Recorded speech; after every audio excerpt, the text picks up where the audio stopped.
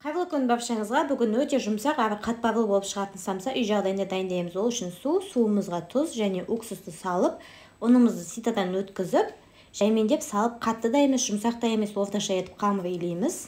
Қамырымызды тыңғанша қойып қоямыз, содан соң жайып, қандай май қолдансаңыздар да болады. Майымызды ерітеміз. Мен осы ана мен бала майын қолданамын, өте жақсы.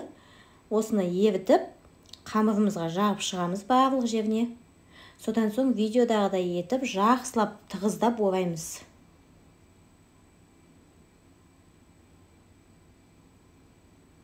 Содан соң бұрап, осылай дөңгелек етіп, холодильникке 1-2 сағатқа салып қоямыз. Содан соң қамырымызды майда бөліктерге бөліп, жайып, самсамызды түйіп, қызып тұрған печкамызға салып пісіріп аламыз. Самсамыз пісті, өте дәмді әрі жұмсақ болып шықты. Барлықтарыңызға жасап көруге кеңес беремін. Сіздермен болған аяулы.